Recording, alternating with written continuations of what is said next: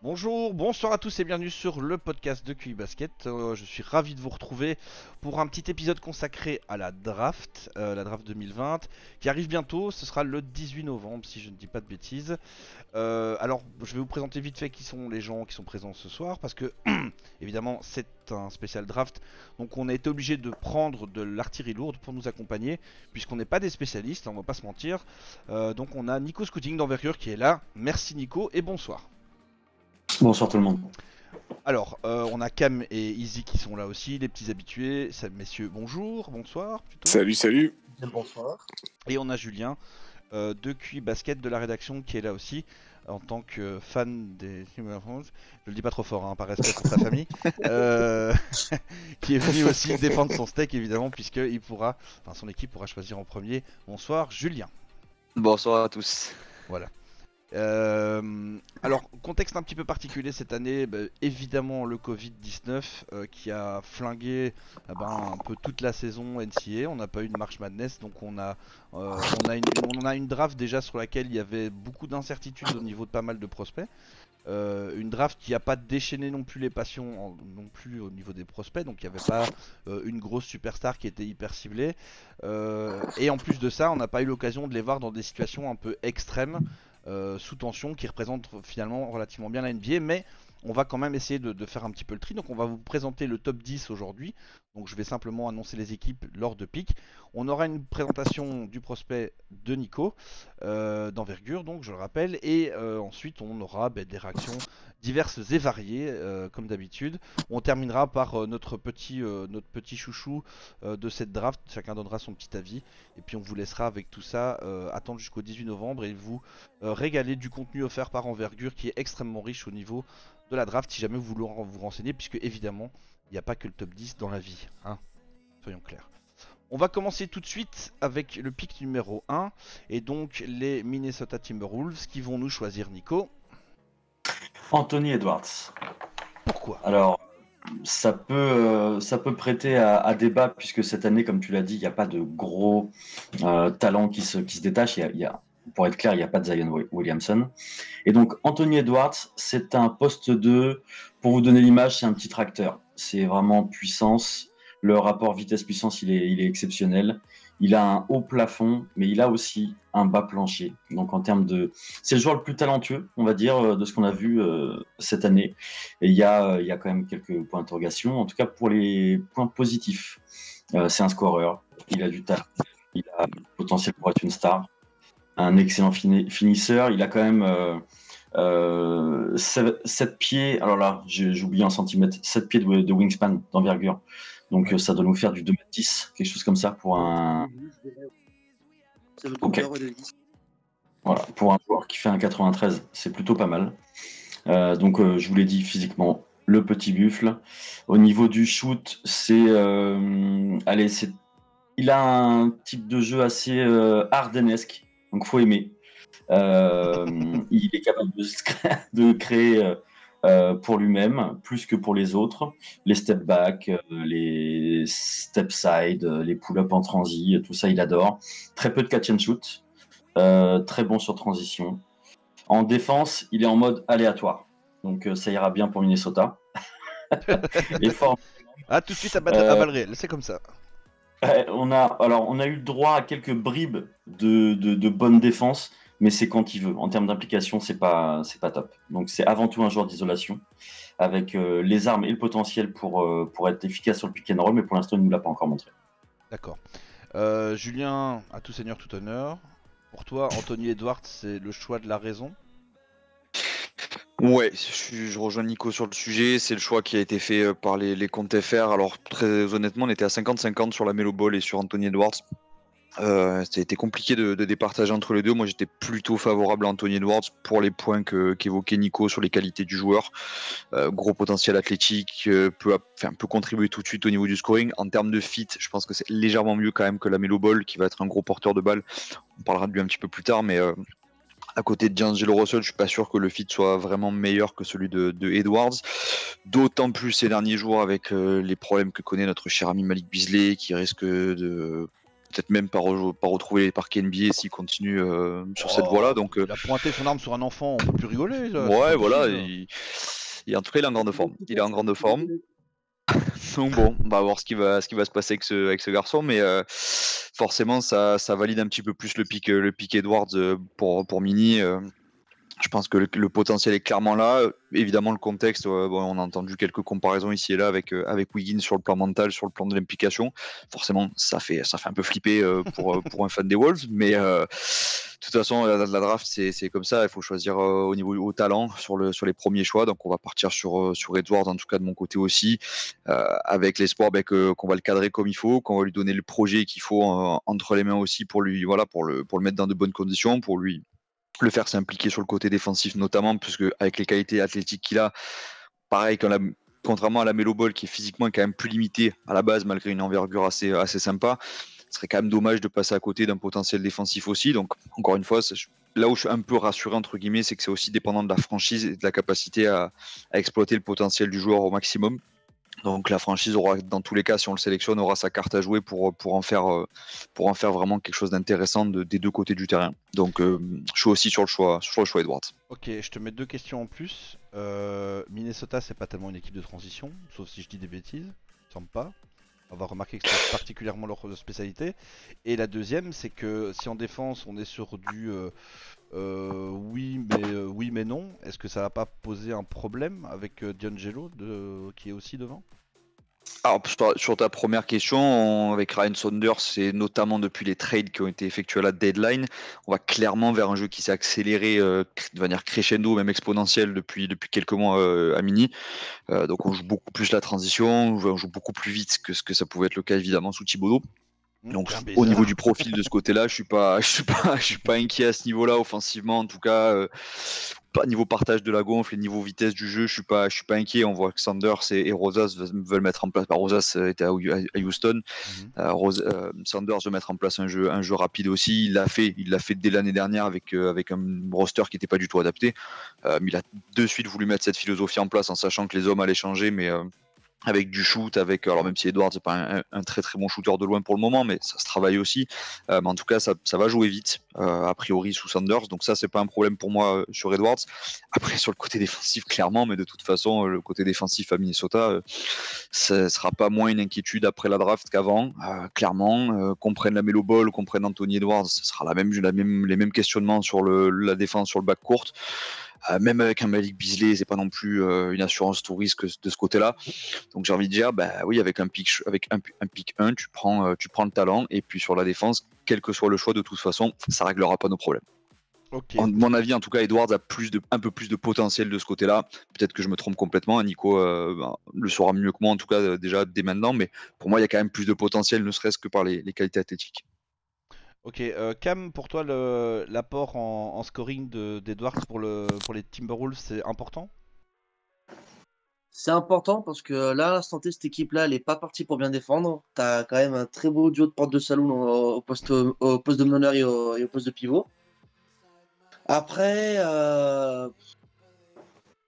comment dire? L'avantage qu'il y a, c'est que parmi les rares locks, il y avait Bisley. Bon, moi, il est en train de se sortir tout seul de l'effectif, donc t'as même pas à t'embêter pour mettre Edwards titulaire. Ça, c'est vrai. Mais au-delà de ça, ouais, comme Julien l'a dit juste avant, cette équipe, il faut qu'elle court, il faut du scoring, il faut que tu puisses alterner justement, même si bon, après, les gros joueurs d'ISO, c'est cool, mais bon, quand on a deux au poste 1 et 2, j'ai peur qu'ils se marchent un peu dessus. Il y a beaucoup d'incertitudes, mais de l'autre côté, c'est Edwards qui en a le moins. Et au pire, voilà, comme on dit, le côté porte de salon en défense, il n'aura pas le choix. Il va falloir qu'il se mette à défendre un minimum parce que tu peux pas. Comment dire, il mettra pas 30 points dès le début. Donc en fait, s'il est très mauvais en défense automatiquement, ce sera Okogie qui prendra sa place. Voilà. Ouais. Il va falloir qu'il score très vite par contre. Faut qu'il soit autour des 17-18 points, ça serait bien. Ok. Mais justement, moi j'ai une question. Combien de temps Edwards, vous pensez qu'il sera prêt pour endosser le rôle d'un mec à 17 points? La transition vers la NBA, quoi. Parce que si c'est un Anthony Bennett qui met 15 matchs et pour jamais être prêt, ça va être une difficulté. Mais si dès le premier jour, on voit que c'est un mec qui peut être au même niveau que Beasley, qui était quand même un vétéran, bah c'est tout de suite intéressant, quoi. Nico, pour toi, il est NBA ready directement? Il peut rentrer dans un starting 5 tout de suite? Oui, d'autant plus qu'il va être bien accompagné, puisque quand on va préparer un match contre Mini, il y aura Russell, il y aura Towns. Edward ne sera pas une priorité au début. Donc je Ouais. pense qu'il aura justement plus d'espace qu'en NTA. Ouais. Ok, il sera moins marqué, enfin moins tagué par la défense adverse et il aura plus d'espace peut-être pour s'exprimer quand ils seront plus concentrés sur Towns ou Russell. Oui. Ok. Après, la question majeure par rapport à ça, c'est est-ce qu'il va pouvoir en 2-3 mois développer son jeu sans la balle? Parce que pour l'instant, il est inexistant. D'accord. On suivra ça de près. Avec le pick numéro 2, les Golden State Warriors sélectionnent. Alors là, c'était un vrai casse-tête et j'ai sélectionné James Wiseman, mais je vois bien Golden State trader ce pick. Vu la pub qu'ils font depuis quelques mois, je pense qu'ils essayent vraiment d'enfumer un peu tout le monde en disant bah lui il est très bien, lui il est très bien, pour essayer de faire monter un peu la cote de tout le monde. Et je pense que c'est pas un super fit, James Wiseman, mais c'est le meilleur talent disponible. Du coup, je l'ai sélectionné en sachant que c'est l'homme mystère. Il a fait 3 matchs en NCAA. Sur ces 3 matchs, ce qu'on a vu, c'est une mobilité et une vitesse pour sa taille qui sont hallucinantes. C'est un rim runner. Mhm. Moi, je vais peut-être pas faire plaisir à tout le monde, mais je le vois comme un Bagley plus grand. D'accord. Et en même temps, il y a un côté Lamarcus Aldridge, dans le côté la recherche de jeu à mi-distance, pas savoir profiter de son corps et de sa taille, et un côté un petit peu soft. Donc là, je vais direct dans les côtés négatifs, mais ça reste un joueur qui a tous les atouts dominés physiquement. Il a une envergure de 700. Alors là, je pourrais pas vous traduire, mais on doit être dans les 2,30 ou quelque chose comme ça. Mhm. C'est assez hallucinant. Je disais le mystère parce que en dehors des 3 matchs qu'il a fait avec Memphis, le mystère, il est aussi sur son mental. Il y a des rumeurs comme quoi il est un peu friable, problème de confiance. Est-ce que le basket est sa priorité? Donc voilà, ça fait beaucoup de points d'interrogation. Mhm. Les franchises qui ont eu des interviews avec eux, ils auront forcément les réponses à ces questions-là. Pour le côté positif, c'est une machine à rebond. Il plonge sur les pick and roll, il roll. L'impact au rebond offensif, il peut être énorme. C'est un screen and dunk guy. Voilà. Après, en termes de passe, en termes de QI, c'est pas dingue. D'accord. En défense, un rim protecteur. Tu voulais dire? Juste, tu peux juste rappeler son âge? Il a 19 ans, c'est ça, non? Ou Oui, c'est ça. Ouais. 19 ans, ok, vas-y. Oui. Ouais, donc en fait, lui, il y a beaucoup de points d'interrogation. Mais pourquoi je le draft en 2? Parce que ça peut devenir un joueur qui va peut-être pas changer une franchise, mais qui va permettre à une franchise bien équipée de devenir, d'assurer son avenir à moyen terme. On va dire ça. Une petite stat sur ces 3 matchs de NCAA. Il était dans le top 3 des joueurs qui ont concédé le moins de points dans la raquette. Donc voilà, il sautait partout, il voulait contrer tout le monde. Donc il y a de la naïveté, mais il y avait aussi de l'envie de bien faire. Donc voilà, le point négatif, c'est que sur ce qu'il a montré sur les matchs, il n'était pas capable de switcher sur pick and roll. Donc à voir. C'est quelqu'un qui était trop fort pour le lycée, qu'on a vu 3 fois en NCAA. Donc beaucoup de points d'interrogation. Ok, Cam, avec un profil comme ça, le mettre à Golden State qui a quand même un certain talent pour développer ses joueurs et surtout qui a pas besoin de nouveaux talents spécialement puisqu'ils vont quand même, faut pas oublier qu'ils récupèrent Curry et Thompson cette année puisqu'il l'année passée ils ont fait quasiment une saison blanche. Finalement c'est plutôt un coup de poker qui pourrait être ultra payant, non? De ouf. Surtout que d'expérience, en fait, Golden State, ils ont jamais eu de mal à fabriquer des big men. Ils ont fait renaître, descendre Bogut après ses grosses blessures. McGee, je vais même pas en parler parce que depuis, il a eu. Oui. Ah, apparemment il y a un sniper qui vient d'abattre beaucoup Cam. d'intérieur légendaire. Attends, Il en a redis ce que tu beaucoup viens de trop. dire parce que ça a coupé. Redis-nous. Il a plus de bacs que Hakim, que Charles Barkley, que beaucoup d'intérieurs qui méritent mieux, mais ça, c'est un autre débat.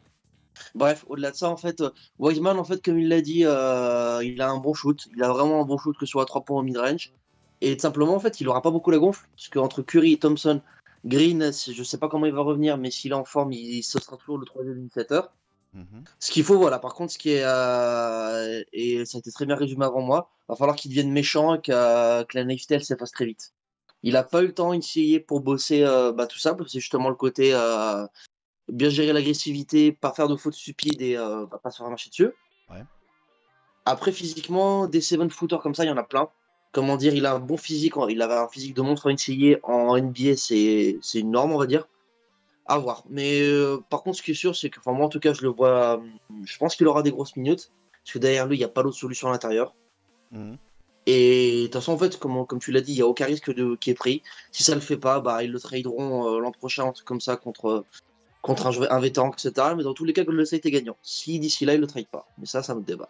Ok, Jus, pour toi, Golden State garde son pick et prend Wiseman, ou t'as un autre plan pour eux? C'est vrai qu'avec les écrans de fumée qu'ils mettent là ces dernières semaines, on ne sait pas trop ce qu'ils vont faire.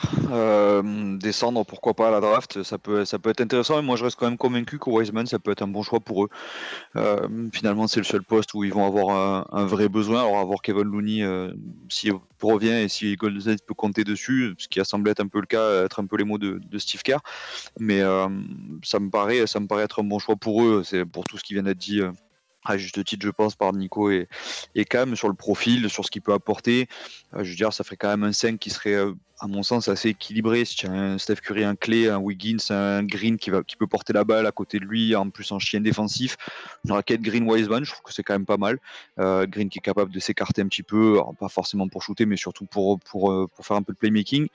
Avec les shooters autour, une tour de contrôle dans la raquette, je pense que c'est intéressant pour Golden State. Donc, s'ils arrivent à trader le pick, à voir avec qui, s'ils trouvent un partenaire pour trade down ou pour aller chercher du vétéran, mais ça j'ai un petit peu plus de mal à le voir.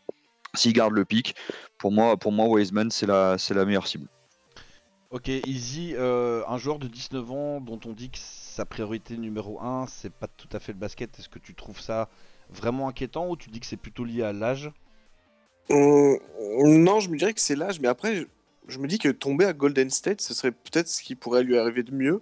Alors, ce serait peut-être pas le meilleur joueur pour Golden State, mais pour lui, je pense que ce serait la meilleure équipe.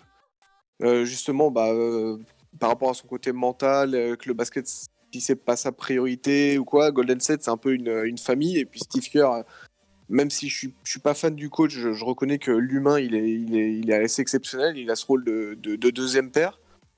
Donc je me dis que ce serait l'endroit idéal pour le voir éclore. Mais Izzy, ce que tu dis, je confirme. Parce que en fait, le choix, j'hésitais un petit peu.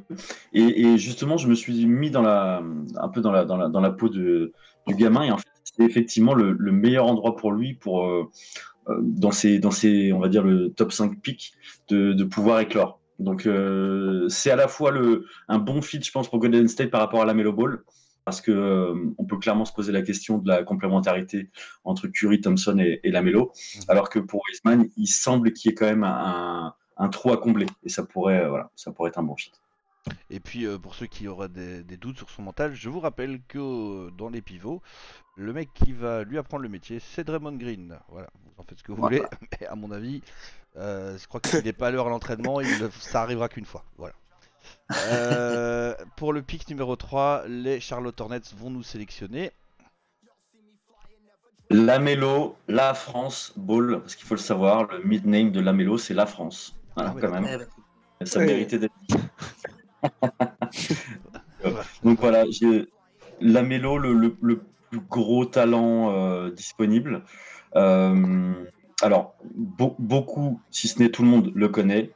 Pourquoi ? Parce que son père c'est LaVar Ball, parce que son frère c'est Lonzo. Donc c'est une star depuis qu'il a 13 ans. Ça c'est tout la côté basket, mais en fait c'est important.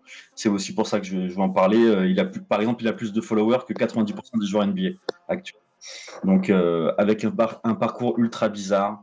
Donc la Lituanie, la Spire Academy, l'Australie où il a fait que 12 matchs dans la pire équipe. Malgré ça, ça reste un joueur avec un instinct assez incroyable en termes de passe. Il fait 2m01. Il peut jouer poste 1, c'est ce qu'il a fait principalement. On peut aussi le décaler en poste 2. Sur ces 12 matchs, même si l'équipe était mauvaise, il a quand même aligné 17-7-7. Donc c'est un joueur forcément à suivre. Pas un athlète incroyable, mais il a une longueur et il a des qualités qui lui permettent quand même qui vont lui permettre de pouvoir exister au niveau NBA. Et donc, un joueur de pick and roll, un handle main gauche, main droite assez incroyable, une vraie vision de jeu. Mais après, comme pour son frère, il y a un point d'interrogation sur le shoot, puisque la mécanique, elle est. Je sais pas si c'est Lavar qui leur a appris à shooter, mais en tout cas, les deux, c'est terrible à voir. Et lui aussi, mais c'est un peu des défauts, c'est des gamins, on parle d'un 2001. Le jeu, ce ballon, pour l'instant, voilà, ils savent pas, ils n'ont pas l'habitude. Donc, ce côté créateur, ce côté passeur, un jeu à risque. Et malgré ce jeu à risque, il a un excellent ratio balle perdue, passe décisive. Donc voilà, à voir. Magnifique passeur, scoreur. Pour la partie défensive, je pense que voilà, c'est un peu plus difficile que Lonzo. C'est pas un grand défenseur. Il peut le devenir, mais en tout cas, c'est pas quelque chose qui le passionne ou qui l'intéresse pour le moment. Ok. Easy. Les Hornets ont pas vraiment un leader charismatique, hein, c'est une bande de jeunes qui jouent. Le fait d'avoir comme ça peut-être une star qui vient un peu faire la tête de gondole, finalement, c'est un truc qui peut bien lui aller. Et aller ouais, bah c'est son registre, quoi. Hein. Vu ses followers, apparemment. Et puis, bah, Charlotte en a besoin. Ils ont perdu Kemba, qui était leur seul All-Star. Ils ont besoin de vendre un peu des maillots aussi, comme on le disait en off, c'est un business tout ça. Donc je pense que ce serait un choix assez intéressant pour eux. Après, quand tu draftes Lamelo, tu sais que voilà, va falloir lui donner le ballon, ce sera un peu à l'image d'un Trae Young, quoi. C'est pas vraiment le même jeu, mais tu vois, dans le sens, tu sais qu'il a des défauts en défense justement. Mais que tu le draftes pas pour sortir du banc ou pour être un role player, quoi. Tu le draftes parce que tu veux le développer en tant que star de ton équipe. Donc, ouais, pourquoi pas. Après, Charlotte, il y a de la place, hein, même si il y a Rozier et Graham. Voilà, c'est pas des borderline all-stars, donc il y a de la place pour s'imposer. Ok. Julien, pour toi, le fit est bon à Charlotte?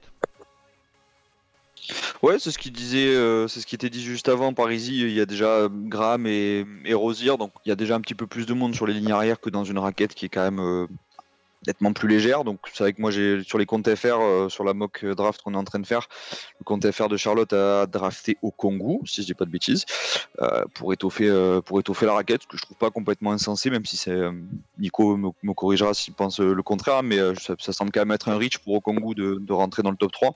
Même si moi j'adore le corps. Attends, excuse-moi, juste, je te coupe un instant, mais on parle souvent de fit, etc. Mais en fait, c'est biaisé parce qu'on parle de fit de l'année dernière. Le roster, il va évoluer et tu vois, c'est bizarre en fait de se dire de prendre un rookie pour le fit alors que bah, finalement tu vas avoir des agents libres, tu vas avoir des signatures, des trades, etc. Oui, mais finalement... a priori, Charlotte va pas attirer non plus beaucoup de monde. C'est pas un gros marché. Ouais, puis le marché des agents libres sur le poste, ouais. sur le secteur intérieur, c'est pas folichon parce que je l'ai regardé pour les Wolves. Après, moi, sur Charlotte, je vous rejoins sur la Melo Ball, hein, pour le côté shine. Déjà, pour les plus de toute façon, la draft top 3, on va chercher le talent. Et donc, a priori, la Melo, au niveau talent, c'est quand même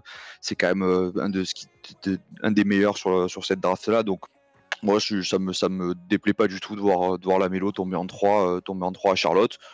Au niveau du fit, j'ai pas de problème. Au niveau de la place à prendre, j'ai pas de problème. Et comme c'était dit, ça peut attirer un petit peu ça peut être justement un peu la star en devenir, en tout cas, qui vont essayer d'exploiter sur un roster qui est jeune, qui est en pleine construction. Donc non, ça peut être intéressant pour eux, clairement. Cam, est-ce que tu es du même avis que la majeure partie d'entre nous? Ouais, globalement, ouais. J'ai du mal à être objectif parce que honnêtement, je suis pas fan de ce genre de joueur qui est très très très médiatisé, très populaire. Enfin, Bleacher Report et Slam, je pense que s'ils tweetent pas sur les balls une fois par jour, ils explosent. Après, au-delà de ça, Okongwu, j'adore le joueur, mais je pense que c'est trop pour aller le chercher puisqu'il a un profil, c'est une bête physique, gros défenseur, etc. Mais chaque année, il y en a un à la draft. Des mecs comme Ball, c'est un profil assez unique, etc. Donc pourquoi pas. Par contre, ce qui est sûr, c'est que leur effectif à se tenter à Charlotte, il est pas abondant. T'as 3 guards intéressants et encore 3. Là, t'as Graham que j'aime beaucoup. Rozier, c'est très irrégulier. De toute façon, dans tous les cas, Charlotte, ils gagneront pas de match l'an prochain, je pense pas. Ils auront pas de pivot, ils vont toujours défendre aussi mal. Donc, partant de là, prends le meilleur potentiel possible et vois où tu peux aller avec lui. Puis, si tu vends des maillots entre temps et que t'as une saison de télé-réalité à Charlotte, bah écoute, pourquoi pas. Hein. on prend du côté de Charlotte. J'imagine le fan de Charlotte qui écoute là. Ah, moi, j'imagine Vous imaginez une petite réunion avec le père Ball et Michael Jordan dans le bureau, avec le père Ball qui essaie de lui faire la leçon. Ça va être. From goat to goat. Ça Je te va prends un verre. ça va être très bon. Xavier, juste si je peux poser une petite question à Nico Allez, avant vas-y. d'enchaîner. Oui, bien sûr. Juste sur le top 3 justement qu'on vient de sortir de ce draft là qu'on annonce dans le podcast en tout cas, il y a quand même un doute qui me semble commun sur les 3 prospects qui est plus au niveau du mental et de l'implication. Je sais pas si Nico, tu as un peu de recul par rapport à ça vu que tu fais toutes les drafts, enfin vous êtes quand même spécialisé sur le sujet. Est-ce que c'est une tendance? Est-ce que tu vois une nouvelle tendance générationnelle ou autre par exemple par rapport à ce problème-là? Parce que c'est vrai que c'est quand même des doutes qu'on retrouve pas mal dans cette draft, j'ai l'impression, et notamment sur les plus hauts prospects, quoi. Je pense que c'est très rare d'avoir autant de doutes et de mystères sur 3 joueurs qui peuvent être donc des top 3 picks. Vraiment. Non, après, Edwards, on va dire que c'est là où on a le moins de questions. Dans le sens où on sait ce qu'on va avoir du bon côté et du mauvais côté. Du côté de Wiseman et Lamelo, c'est des joueurs qui ont très peu joué et qui sont un peu, on va dire, des enfants de la hype et qui n'ont pas cherché à revenir sur un terrain aussi parce qu'ils se disaient, bon là c'est bon, j'ai ce qu'il faut pour être drafté dans le top 5. Donc si je rejoue, limite, je vais plus perdre de points qu'autre chose. Donc c'est vraiment comment dire, un top draft assez étrange, effectivement. Ok, merci. Ok. On va passer au pick numéro 4 avec les Bulls de Moi, Chicago. juste avant de fermer le chapitre Lamelo, Oui. juste les retours qu'on a eu chez Envergure, c'est que il est en train de flinguer ses interviews. Alors on ne sait pas s'il le fait sciemment pour descendre ou s'il est vraiment stupide, mais en tout cas, il a flingué au moins 2 interviews avec des franchises. D'accord. Voilà. Mais du coup, pourquoi accepter de faire les interviews si c'est pour les foirer? C'est étrange, non? Parfois, ils n'ont pas le choix. Parce qu'il y a eu des interviews qui ont été imposées, notamment avec certains médias. Et la question des rumeurs qu'il y a pu avoir autour d'un éventuel accord avec les Knicks, moi je trouve ça un peu farfelu parce que les Knicks ils sont à la 8e place et je vois pas la Mélo descendre à la 8e place. Donc moi je mise sur de la stupidité, hein, tout simplement, sur un gamin qui roule en voiture de luxe depuis qu'il a 13 ans et qui n'a pas forcément les 2 pieds sur terre. Ok. Et Donc qui là, n'a les pas, fans peut-être pas assez. les fans de Charlotte viennent définitivement de sauter par la fenêtre là. On les a tous. Là, c'est Ouais, bon. mais après même au-delà de ça, même sans parler de son train de vie avant, enfin, faut quand même relativiser et se dire que les mecs, ils ont 19 ans et enfin, nous à 19 ans, je sais pas comment on était, mais on avait peut-être aussi parfois un peu de pression pour une interview pour un job, quoi. Donc Bien sûr, ouais. Et ça peut venir plus tard, quoi. moi, j'annonce, hein, je pense que si j'avais été à la place d'un Lamelo Ball à 19 ans, je pense que j'aurais été peut-être même plus qu'un petit con. J'aurais été même un grand con. Donc, je dis ça, bien évidemment, et tu as raison de remettre comment dire, en perspective. C'est des jeunes et c'est parfois, entre guillemets, logique qu'ils arrivent à avoir des grosses têtes comme ça. Mais voilà, je voulais souligner parce que c'est un retour qui a été assez fréquent de la part des scouts. Ouais, je confirme, à Minnesota, l'entretien se serait pas très bien passé. Après, c'est des rumeurs aussi qui sont sorties, hein, mais on sait pas trop le faux du vrai. Mais en tout cas, c'est aussi la rumeur qu'il y a eu chez Mini que l'entretien se serait pas si bien passé que ça. Après, ça veut dire quoi, pas bien se passer? Il a quand même pas baissé son froc pour pisser sur le bureau. Je veux dire, il a peut-être simplement dit clairement, voilà, moi je veux pas venir chez vous parce que vous êtes un petit marché, parce que je veux briller, parce que je sais pas quoi, tu vois, c'est toujours ça qu'il faut. Les infos, elles viennent un petit peu comme ça, brutes, et après tu peux les traiter comme tu veux. Foirer son entretien, tu peux aussi avoir un mec qui fait l'insider, qui aime pas spécialement le type et qui va dire ouais il a pas bien répondu aux questions alors que peut-être que le gars a juste répondu normal et les réponses ont pas plu. Ça peut être tellement de choses et malheureusement il subit aussi ce que son père a fait, a montré de leur famille quand Lonzo Ball a été drafté et même après. Donc c'est une famille qui a une cible dans le dos et il en reste encore un des gosses qui doit arriver après. Il aura les mêmes problèmes que ses frères, c'est normal. C'est normal. En espérant qu'il réussisse mieux que Lonzo Ball, parce que là pour l'instant, un peu C'est chaud. compliqué. Et à mon avis, c'est pas fini. En 4ème pick, on a les Bulls. On t'écoute, Nico. Alors là, Onyeka Okongwu, qui est lui aussi relié à la famille Ball, puisqu'il a été formé à Chino Hills. Et donc, pour faire simple, pour moi, ça peut être un futur Adebayo. C'est un rim runner plus, donc un intérieur moderne. Il manque le tir extérieur, mais il part de moins loin que Bam à l'époque. Donc c'est un athlète avec la tête au cercle, qui a une excellente activité avec ou sans la balle. Physiquement, il y a encore un peu de force à développer au niveau du tronc, au niveau du haut du corps. Après, en défense, il y a vraiment tout. Il y a tous les ingrédients.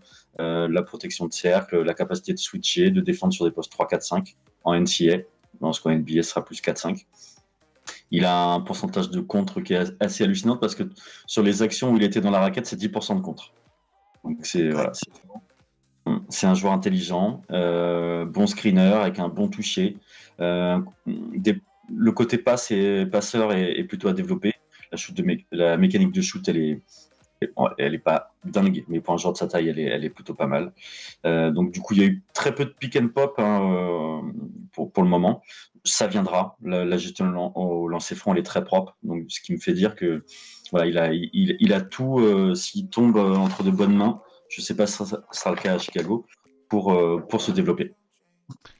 Ok, Julien, une raquette Okongwu avec Wendell Carter Jr., c'est ça pour les Bulls? C'est bon? Défensivement, c'est solide en tout cas, ça semble. D'après ce qu'on voit sur Okongwu, ça peut donner quelque chose d'intéressant au niveau de la raquette. Moi, c'est mon chouchou. J'en reparlerai donc du coup dans la dernière partie, mais c'est clairement le joueur que j'apprécie vraiment dans le top 15 de la draft, on va dire. J'adore le profil, j'adore ce qu'il peut apporter immédiatement, j'ai l'impression, à une équipe NBA. J'aime bien le profil intelligent du joueur, plutôt collectif, que tu peux intégrer à peu près n'importe où. Donc, aux Bulls ou ailleurs, je pense que c'est un gars qui va pouvoir apporter sans problème. À Chicago, j'aurais peut-être plus vu au niveau des ailes sur le choix. J'avais vu d'autres possibilités, mais Okongwu, ça se prend complètement. Après, quid du coup de Markkanen? Si tu prends Okongwu, tu as Okongwu, Markkanen, Wendell Carter, donc tu as 3 gars à développer en développement, où tu as mis des espoirs sur eux sur 2 postes. Pourquoi pas Markkanen en sortie de banc, hein, mais à voir si le garçon il est d'accord avec ça, etc. Donc c'est qu'il y a des incertitudes autour de lui aussi. Donc Okongwu, moi je serais à peu près n'importe quelle franchise, j'irai les yeux fermés. Ok, Cam, pour toi, le fait de drafter Okongwu, ça voudrait forcément dire que ou Wendell ou Markkanen sont tradés dans la suite? Bah, à l'instant T, oui, parce que y a un embouteillage sur 2 postes. Markkanen en 5, c'est compliqué parce que pas assez méchant, pas assez bon rebondeur. Ouais. Wendell Carter, j'aime beaucoup, mais beaucoup blessé. Il a pas encore fait de saison pleine malgré tout son potentiel. Et au-delà de ça, cette équipe-là, en fait, elle a pas progressé en fait depuis un petit moment, quoi. Ouais. Il y a pas mal de bons jeunes, etc. Mais même, il n'y a pas de. Bah, ils avaient une chaire au coaching, donc ça aide pas forcément Jim Boylan. Une pensée pour toi qui va au chômage. Mais il n'y a pas de fond de jeu. Et il n'y a pas de culture surtout. Alors que l'avantage qu'il y a, c'est qu'au Congo, comme Julien l'a dit, tu sais ce qui va t'apporter de la défense, du rebond. Nicolas Diarra du contre. Et ouais, je pense qu'ils vont se donner quelques mois, voir où ça va, voir si Markkanen et Wendell Carter Jr. reviennent à leur bon niveau. Mais après, c'est une équipe qui a le temps. Et s'il faut en balancer un des 3, enfin, plutôt Markkanen ou Wendell Carter, je pense, sur un trade, ils le feront. Je serais pas étonné. Si t'arrives pas à avoir un Eli ou un meneur fort, ouais, c'est ce qu'il faut faire. Draft au potentiel. Ok, Easy, ton avis sur les Bulls, ils partent dans la bonne direction? On sait qu'ils viennent de changer, donc à peu près tout ce qui était possible de changer au niveau du front office et du coaching. Donc est-ce que c'est Billy Donovan qui est là-bas maintenant? Est-ce que c'est le bon coach pour un joueur comme ça? Je pense que c'est le bon coach pour tous les jeunes qu'il y a à Chicago. Il est réputé quand même pour former, pour être un bon communicant et pour être bon avec les jeunes. Il y a le staff médical aussi qui a changé. Donc pour toutes les blessures, là, les Otto Porter, les Wendell Carter, etc., je pense que ça va aller Il y a mieux. Otto Porter aussi, j'avais oublié celui-là. Ouais. Et Hutchison aussi qui se blesse à peu près 3 matchs sur 2. Donc c'est compliqué. Et sinon, non, bah oui, aller au talent. Et de toute façon, Karnichova, c'est arrivé. Il va faire son petit ménage, sa petite cuisine. Et puis, il va aller avec ses idées. Et puis, on va bien voir. Mais au moins, c'est une équipe qui j'ai envie de dire ça va être méchant, mais qui se professionnalise par rapport à toutes les années de Paxson et de Foreman et de Højbjerg, de tout ça. Et là, elle se professionnalise, ils ont rajouté des scouts, ils ont un vrai coaching staff. Honnêtement, quel que soit le mec qu'ils prennent, ou quelle que soit la décision qu'ils prennent, moi je suis assez confiant pour les Bulls. Et le fait que le choix fun n'a rien à voir là-dedans. Ok. On est bien d'accord que avant c'était juste drôle, maintenant vous passez pro cette année quoi. Ouais, voilà. Mais vraiment, j'ai vraiment cette sensation, quoi. D'accord. Ouais, franchement, je peux la comprendre. C'est ici qu'on va voir si Nico va poursuivre le reste de l'émission avec nous ou pas. Avec le choix numéro 5 qui est donc attribué aux Cleveland Cavaliers. Qui vont-ils sélectionner et pourquoi Toby Opin? Denis Avdia Ah, from Maccabi Tel Aviv. Et donc ça va le changer enfin. niveau météo. C'est un all-around, un ailier all-around de 2,03 m qui donc peut être vu en Euroleague actuellement, qui s'est surtout montré parce qu'il a été 2 fois champion d'Europe U20 et 2 fois MVP. Le papa est serbe, il a été pro. Il est chouchouté par Amaré Stoudemire et les anciens joueurs NBA du Maccabi. Ouais. C'est donc, comme j'ai dit, 2,03 m, une taille intéressante, du coffre. Pour un joueur européen, c'est un joueur athlétique. Et pour un joueur NBA, c'est en dessous de la moyenne. Gros caractère, grosse personnalité, grosse mentalité, du QI. Un enfant choyé qui a pas grandi dans le ghetto, mais qui a une mentalité col bleu.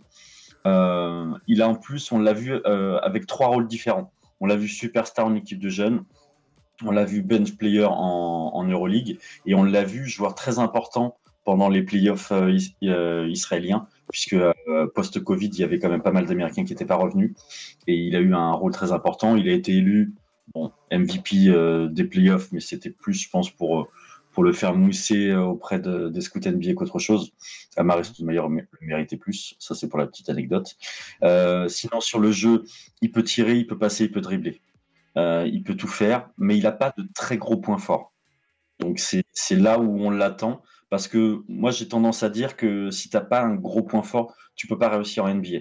Donc lui, voilà, il y a le talent, il y a la mentalité, mais on attend à ce qu'il se construise un move ou quelque chose sur lequel il va pouvoir s'appuyer. Il y en a qui le comparent à Gallinari. Moi je trouve pas forcément, peut-être physiquement un petit peu, mais en tout cas en jeune il montait la balle. Il tenait la balle sur les pick and roll. Chez les adultes, il est plus 3-4. Défensivement, un joueur intelligent, ni mauvais ni bon, est capable de vivre sans le ballon. Donc ça va être important dans l'équipe dans laquelle il va tomber au cadre.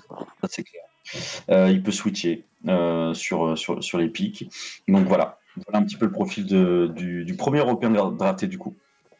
Alors bon, comme c'est mon équipe, hein, je vais me tailler la part du lion, je vais vite donner mon avis.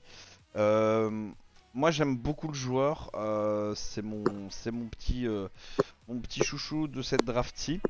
Alors j'aime bien le basket à l'européenne parce que c'est des mecs qui savent bosser et c'est des mecs qui sont capables d'apprendre et de progresser aussi, là où les Américains ont toujours cette tendance à faire un petit peu à pile ou face, je trouve. Pour l'instant, Cleveland manque un petit peu de tout. Donc avoir un mec qui est capable de faire un peu bien tout, je pense que ça permettra de mettre une assise un peu plus stable et d'éviter d'avoir un gros trou d'air sur un des postes, que ce soit en sortie de banc ou que ce soit dans un starting 5. Là pour l'instant vous avez Cedi Osman qui a un peu le même genre de profil, joueur européen, qui est arrivé aussi avec les Cavs dans les Cavs avec beaucoup d'envie, sans avoir vraiment de choses en particulier, de points forts. Au fil du temps, il a développé un shoot à 3 points qui est vraiment pas dégueulasse.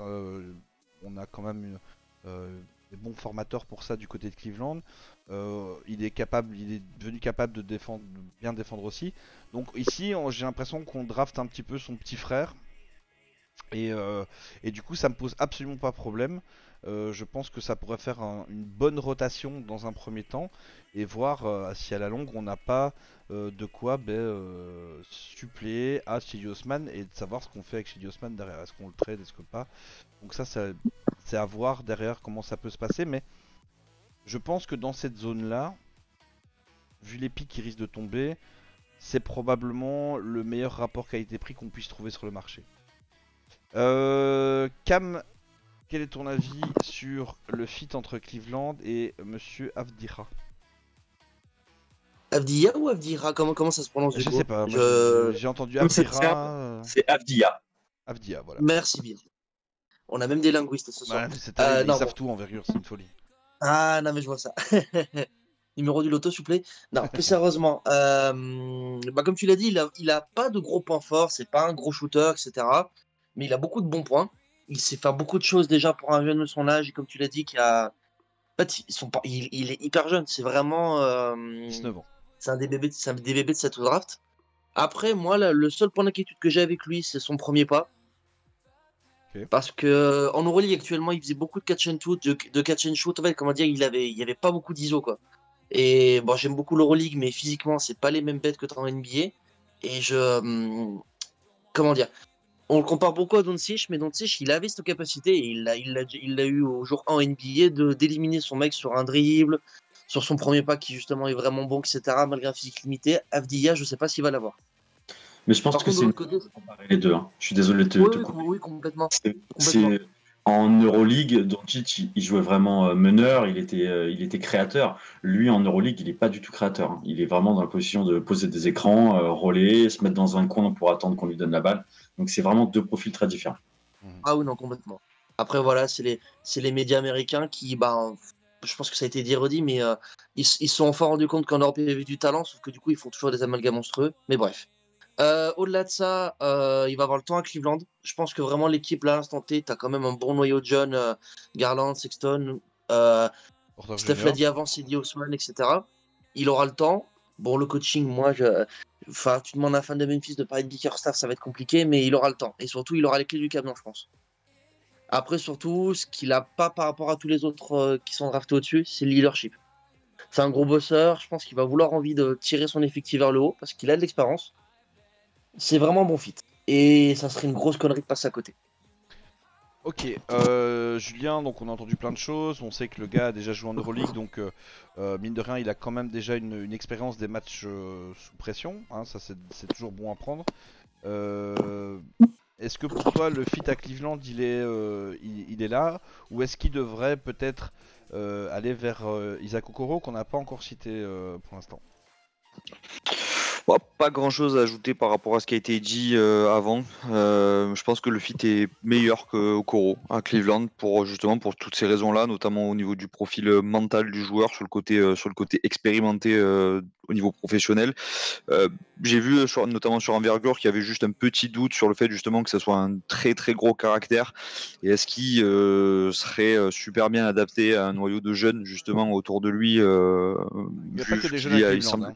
Il y a pas que des jeunes à Cleveland. Ouais, mais du coup, il sera peut-être encadré aussi par du Tristan Thompson, etc. Mais c'est vrai que là, il y a quand même, vous misez quand même pas mal sur Darius Garland notamment, et Colin Sexton évidemment, Kevin Porter Jr. aussi. Donc il y a du monde à Cleveland, et je pense que son profil un peu justement complet, un peu touche à tout, un peu de playmaking aussi depuis les ailes là, pour des fois prendre le relais de Sexton ou Garland avec la balle, et pouvoir après pourquoi pas distribuer quelques passes pour les deux là, qui sont plus des profils quand même scoreurs. Je pense que ça peut tourner, ça peut donner quelque chose d'intéressant à Cleveland. Donc j'aime bien Okoro, j'aime bien le profil. On en reparlera juste après. On en parlait avant de lancer le podcast entre nous sur le côté offensif aussi, peut-être de Okoro qui a peut-être quelques limites. Donc non, sur Cleveland, je partirais plutôt sur Avdia. Ok, Easy, est-ce que pour toi le fait d'avoir justement un joueur qui est plus discret, on va dire, dans un effectif qui a quelques petites pépites qui ne demandent qu'à briller de mille feux, est-ce que pour toi c'est ça qu'il faut à Cleveland, ou est-ce qu'il faudrait encore rajouter quelqu'un qui veut la balle en main? Non, justement, moi, c'est ça qui me fait peur. Et je pense que Avdia est meilleur que Okoro, mais dans cette équipe-là, justement, par rapport à ce que tu disais, Jules, moi, j'aurais plutôt mis Okoro qui a son profil défensif. Parce que j'ai l'impression qu'Avdia, tu vois, il a plus besoin d'avoir une hiérarchie claire. Et qu'à Cleveland, c'est un peu à celui qui voudra le plus se montrer pour le moment. Parce que c'est vrai que c'est pas mal de jeunes, pas mal de mecs qui aiment avoir le ballon. Donc ouais, moi je sais pas, je trouve pas que le fit soit très bon, mais je pense qu'à ce niveau-là de la draft, c'est le meilleur talent. Oui, je suis d'accord aussi. Après, faut pas oublier que c'est pas parce que vous êtes drafté. J'ai peur qu'ils se perdent en fait. C'est pas parce que vous êtes drafté 5ème par exemple à Cleveland que vous allez forcément être dans le starting 5 et qu'il va falloir vous trouver une place tout de suite et il va falloir vous trouver des Voilà, shoots. mais j'ai peur qu'il soit jugé trop vite comme ah regarde, il a pas mis 20 points, ça y est, tu vois des petits détails comme ça, alors que Ouais. Okoro, lui, même s'il met pas ses 20 points, tu sais que voilà, il aura éteint 2-3 joueurs dans le mois quoi. Il faut voir aussi qu'à Cleveland, on aime bien, je sais que ça peut paraître paradoxal, les gens qui bossent. C'est une région qui est quand même assez dure au niveau du climat, etc.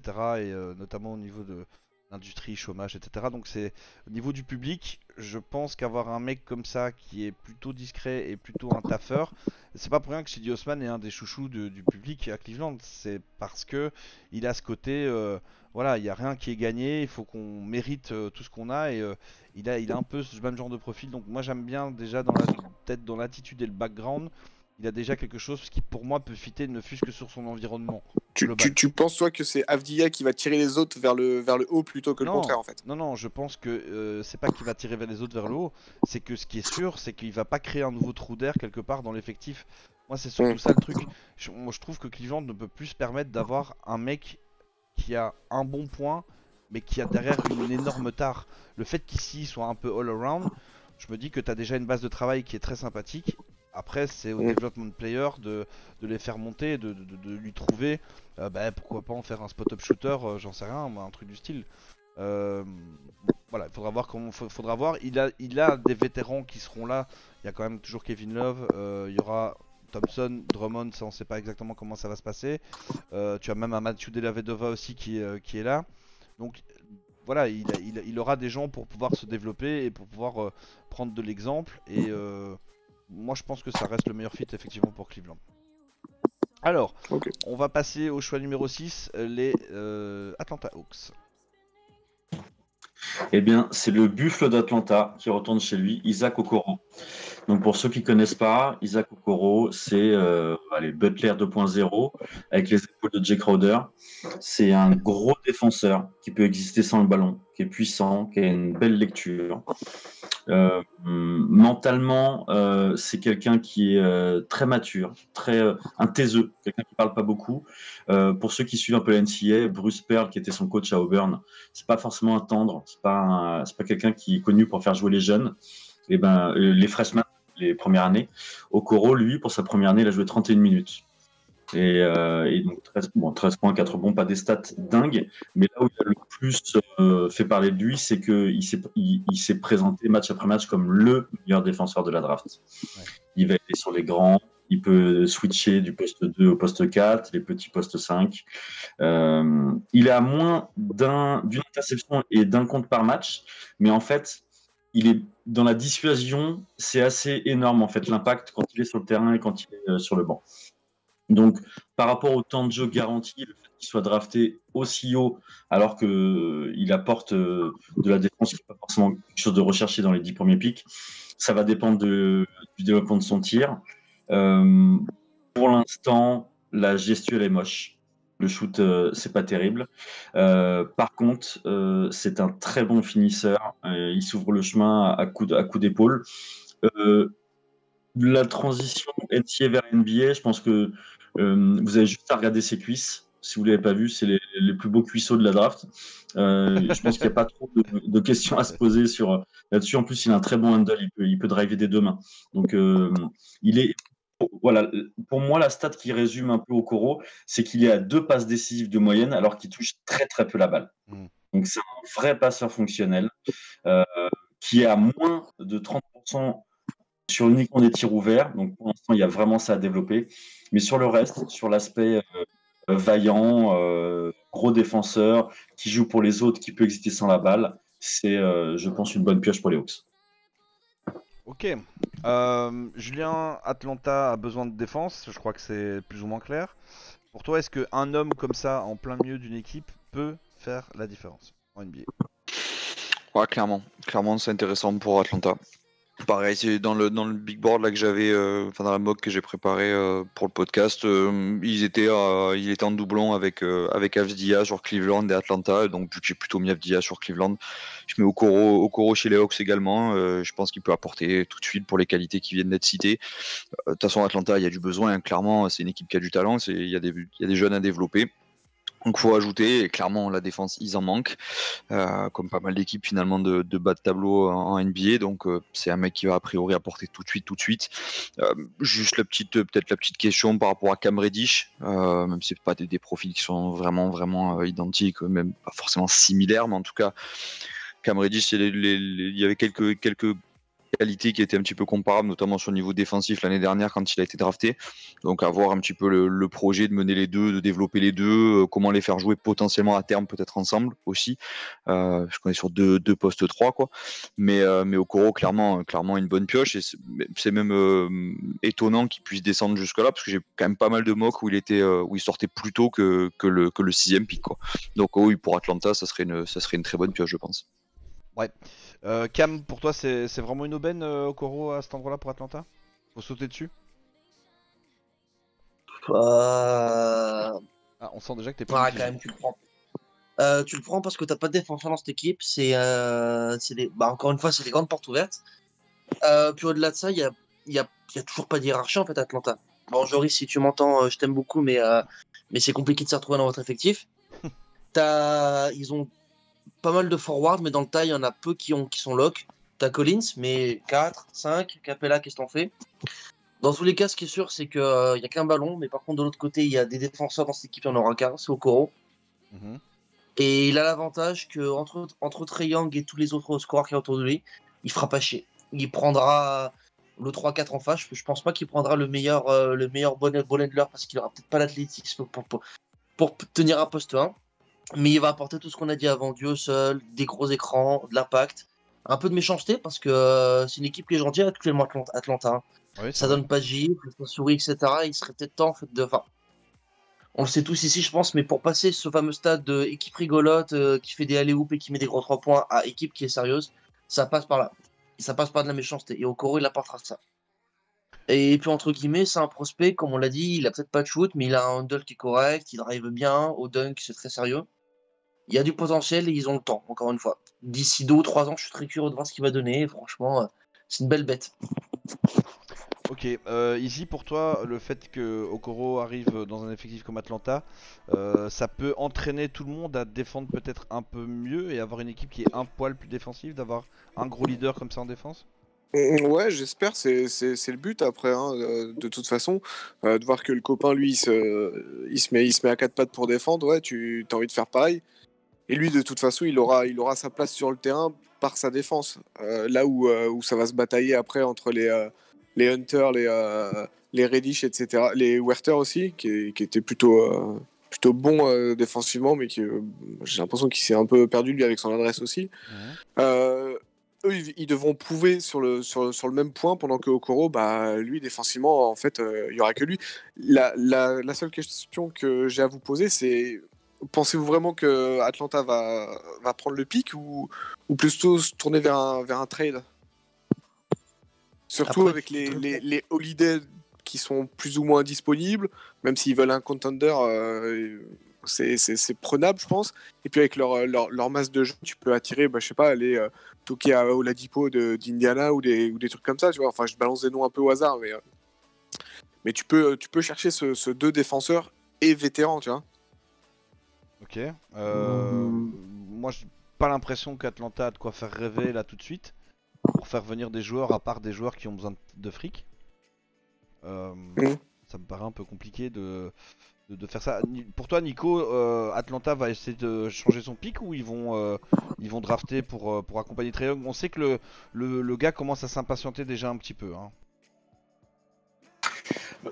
Honnêtement, j'ai fait la même chose que je crois que c'est Easy qui parlait de arriver au poste, comment dire, au pick 5, Avdia, Okoro, hésiter. Pour les Hawks, quand j'ai vu que Okoro avait une chance d'être dispo en 6, je pense que c'est vraiment la meilleure opportunité pour eux pour compléter leur effectif. Donc, est-ce qu'ils vont garder le pic s'ils entendent que Okoro est drafté plus haut? Je pense qu'ils auraient plus d'intérêt à essayer d'obtenir quelque chose. Ok. Okoro ou trade, quoi, en fait, c'est ça? Ouais. Ok. Parce que c'est peut-être un peu trop pour prendre Williams, qui va aussi pouvoir apporter de la défense, ce qui manque cruellement. Donc, ou alors même Vassell. Je pense que c'est peut-être un peu trop. Le truc le plus intelligent pour eux, s'ils savent qu'ils peuvent pas récupérer Okoro, c'est de trade down pour essayer de récupérer quelque chose. Ouais. Et aller chercher un des joueurs que j'ai cités pour amener un petit peu de densité en défense. Oui, c'est vrai qu'ils ont tout intérêt à voir comment ça se passe et à utiliser leur. Je crois que c'est 3 minutes de réflexion pour annoncer leur pic. Du mieux possible. En numéro 7, les Detroit Pistons. Une équipe qui a des besoins sur les postes arrière et du coup on va aller chercher le chouchou des analytiques, Tyrese Haliburton, qui est né en 2000, qui joue à Iowa State, qui fait 1,96, qui est capable d'évoluer sur les deux postes d'arrière, qui sera vraisemblablement un deuxième porteur de ballon NBA plus qu'un un meneur pur. Le physique, bon, c'est une arbalète. Voilà, le type, ça ressemble un peu à Sean Livingston physiquement. Voilà, un peu moins costaud que Sean a pu l'être. Niveau athlétique, c'est pas énorme. Il fait 79 kilos, donc il va falloir penser à manger des pâtes. Là. Ouais, plusieurs fois par jour. En plus, son morphotype a pas l'air d'être fait pour pouvoir rajouter de la viande facilement. Hein. Donc, il va falloir voir comment ça va se passer. Donc, très long bras, des segments. Un joueur qui domine sur le pick and roll. Clairement, la mécanique de tir, elle est dégueulasse. Mais c'est un très bon shooter sur catch and shoot quand il a le temps, parce que le geste est assez bas. Donc, il va être assez facile à contrer. On va voir si Détroit va essayer de modifier un peu le tir. Son premier pas est très explosif. Il n'a pas de tir en sortie de dribble. Donc quand je vous dis ça, vous dites waouh, qu'est-ce qui se passe? Carrément. C'est un cerveau. C'est pour parler très souvent avec des observateurs américains, ils sont fous amoureux de ce type parce que ils envoient une sorte de génie avec une lecture au-dessus du lot. Nous, chez Envergure, on a un peu plus de mal à voir ce que les Américains voient en lui. On voit quelqu'un qui est bon dans les aides, clairement, mais qui n'est pas tanké pour résister physiquement. Par contre, il est vrai qu'en défense, le contre, gêner les lignes de passe, tout ce qu'on peut faire sans être très athlétique et sans être très costaud, il le fait. Après, je pense aussi que s'il arrive à prendre quelques kilos, et ça les Américains sont très forts pour faire prendre une masse en très peu de temps, s'ils sont capables de lui donner 5-6 kilos là, après la draft, c'est un joueur qui est plug and play. Il peut clairement avoir un rôle à la Shai Gilgeous-Alexander très rapidement. Et puis quand on regarde le roster avant les éventuels mouvements, les rosters de Détroit, ça manque cruellement de quelqu'un avec son profil. Ok. Cam, on en parlait pour d'autres franchises. Un des problèmes de Détroit, c'est de remplir la salle. Et pour ça, il faut un peu une espèce de petit phénomène. Est-ce que pour toi, ça coche les cases, ou est-ce qu'il faudrait pas plutôt se diriger vers un Toby Opin justement qui a un Obi Toppin, pardon, qui est un peu plus spectaculaire. Bon, on sait qu'en défense c'est une pompe à vélo, mais je veux dire, est-ce que c'est pas là finalement qu'il devrait plutôt aller, ou est-ce que tu gardes Tyrese? Ah, je t'ai mis dans la merde avec ma question, hein. Ah là c'est chaud parce que j'aime bien les deux joueurs. Non, après, pour plus sérieusement, les salles vides où il y a de l'ambiance mais ça gagne pas, pour moi c'est compliqué. Des équipes nulles qui remplissent leur stade, il y a l'Enix et. Non, pas de marque, on a dit pas de marque.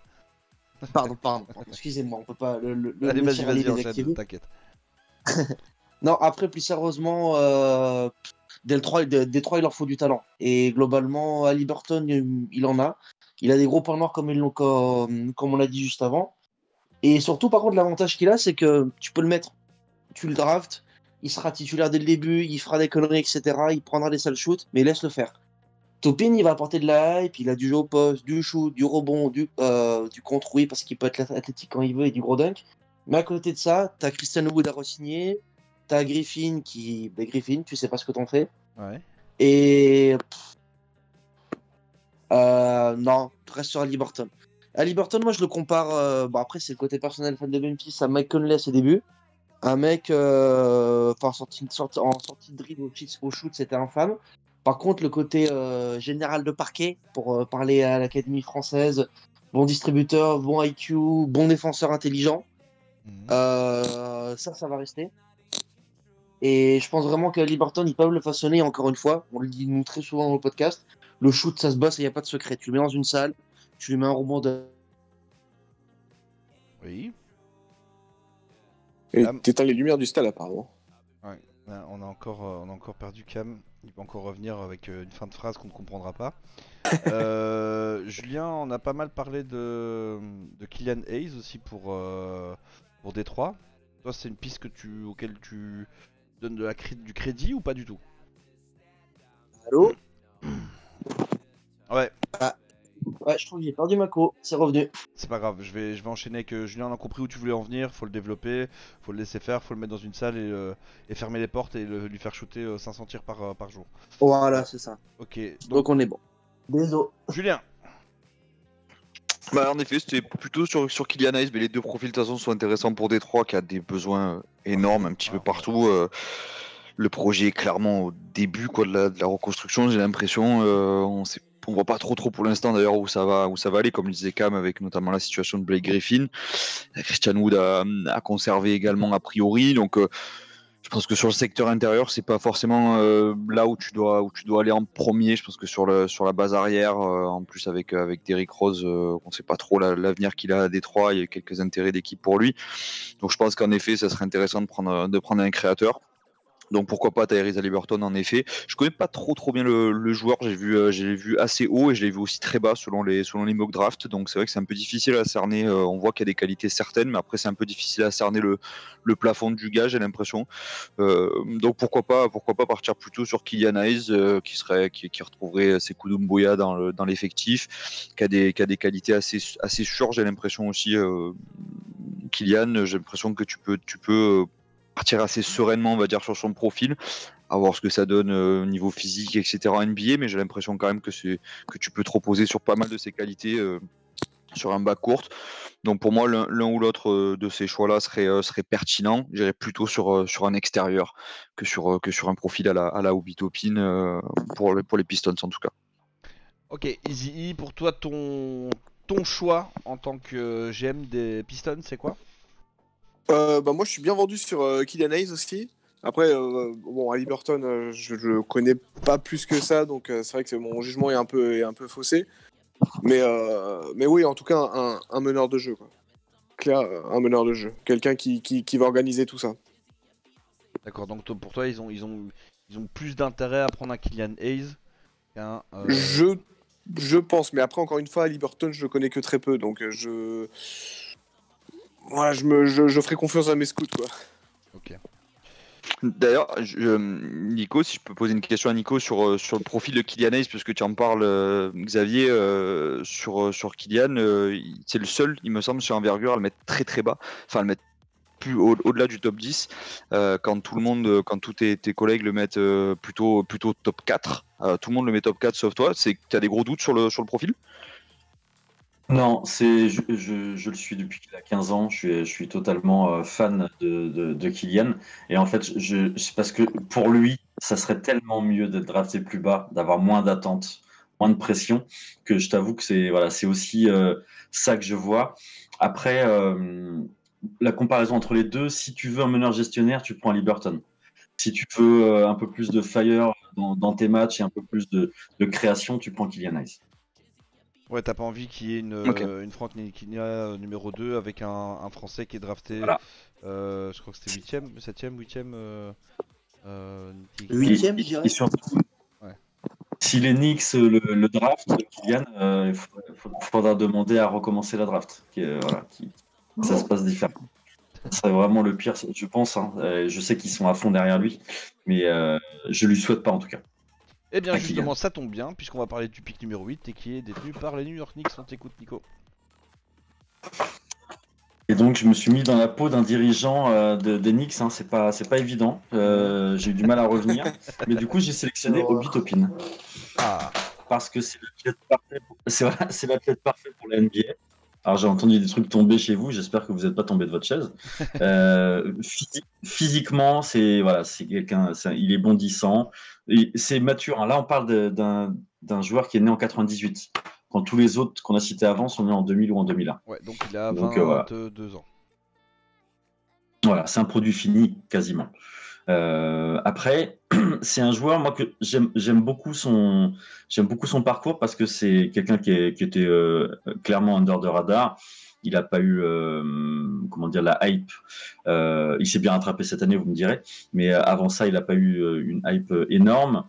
C'est quelqu'un qui a grandi sur le tard, qui a pris pas mal de centimètres pour finir à 2,05, qui a été formé plus loin du cercle, on va dire, pour finir sur un poste. Alors certains le voient pouvoir évoluer 3 en NBA. Moi, je fais partie de ceux qui le voient plus en poste 4 moderne.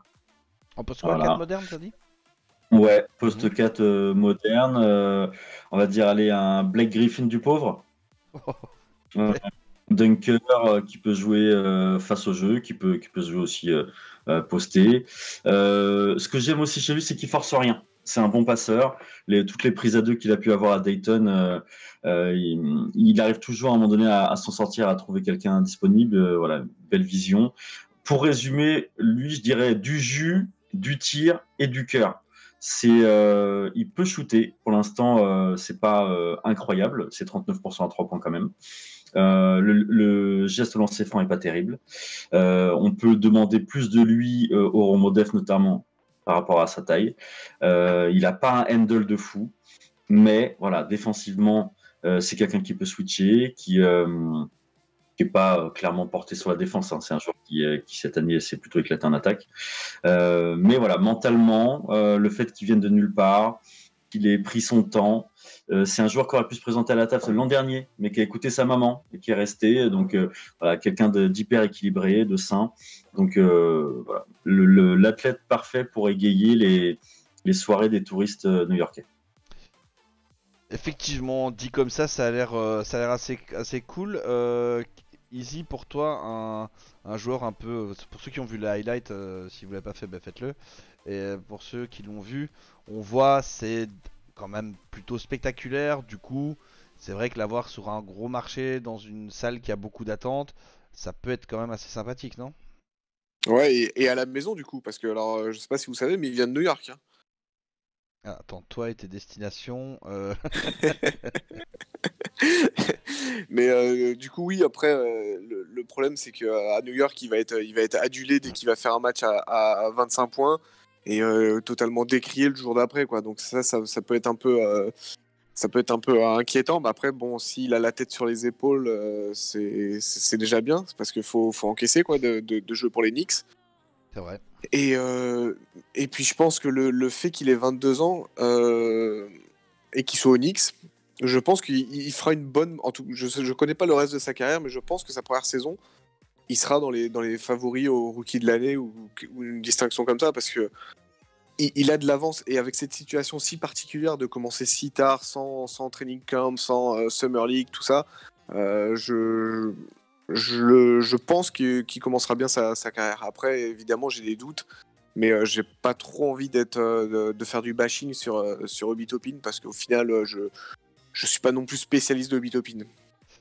Ok, Julien, pour toi, donc le public du Madison Square Garden, qui est quand même normalement exigeant vu ce qu'il regarde depuis des années, peut se régaler devant un Obi Toppin?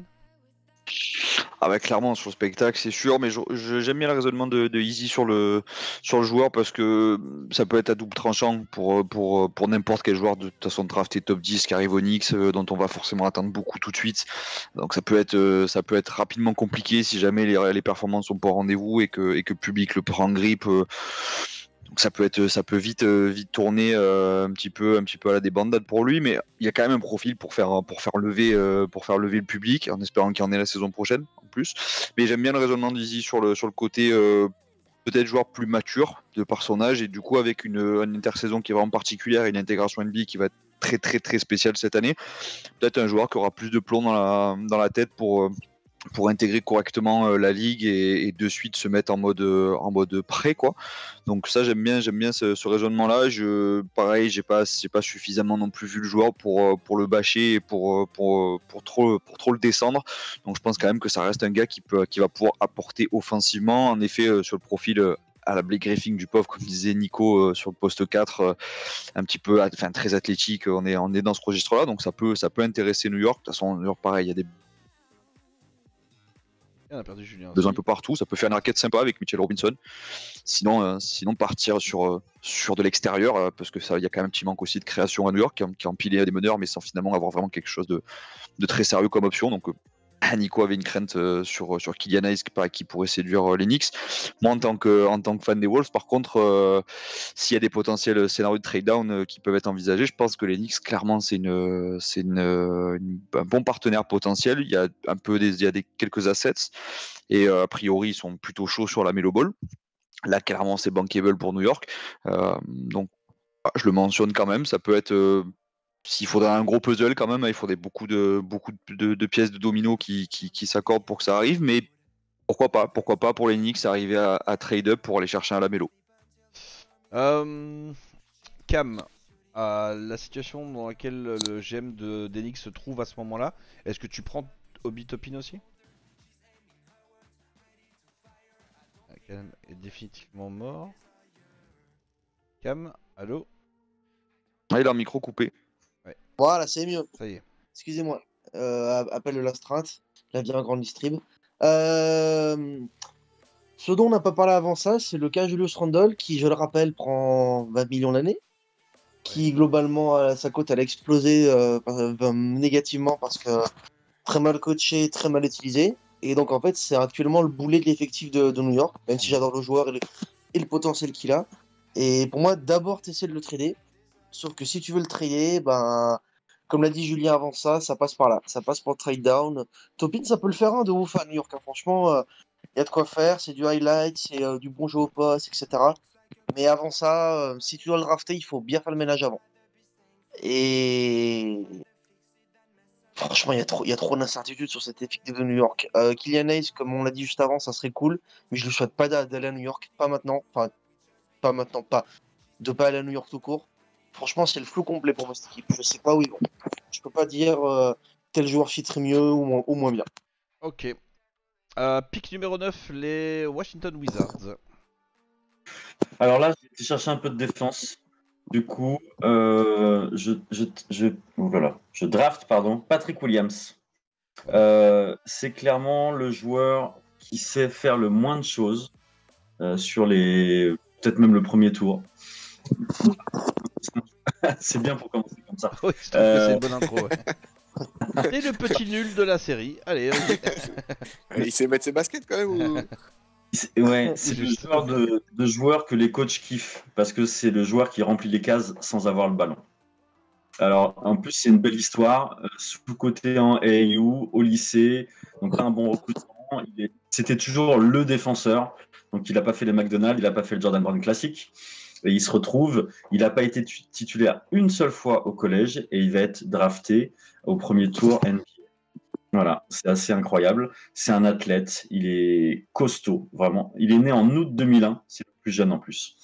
Costaud, athlétique, mobile, avec un vrai toucher. Donc, imaginez un déménageur avec des mains de pianiste. En attaque, comme je vous l'ai dit, c'est le moins D de la bande.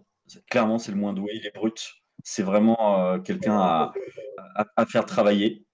Par contre, en défense, comme il a toujours eu ce rôle, et il avait l'habitude de s'occuper des arrières, et ben en fait c'est un joueur aujourd'hui qui fait 2,03 m et qui est capable de défendre sur un éventail de postes assez important.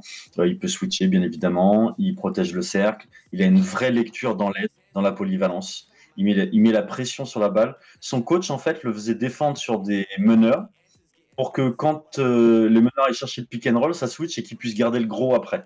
Donc voilà, il a la mentalité de Patrick Beverley mais il fait 2,03 m. Donc, il a des vraies choses à prouver. Je suis pas sûr que les Wizards soient le meilleur fit pour lui, le joueur, mais il va falloir prouver qu'ils sont capables de développer des joueurs, parce qu'avec lui, il y a une petite pépite. Ok. On va prendre Cam tout de suite. Est-ce que c'est le bon choix pour Washington selon toi? Moi, oui, clairement, parce que bon, Washington, ils ont toujours cette impasse-là avec Bradley Beal les restes de John Wall, de voir ce qu'ils vont en faire. Mais au-delà de ça, autour d'eux, leur défense, c'est. On ne peut pas parler de défense parce qu'ils ont. Nous, on les attaquait toute l'année, mais ça a été les portes ouvertes toute l'année. Ils ont pris des valises de points, ils en ont mis beaucoup aussi, mais c'était d'une tristesse sans nom. Alors que là, Patrick Williams, tu le fais rentrer, tu le mets en 3-4. Moi, je le vois plus en 4 actuellement, mais je pense qu'en 3, il peut aussi se débrouiller. Bon, il n'y a que au shoot où vraiment, va falloir voir si la distance NBA, ça peut le faire.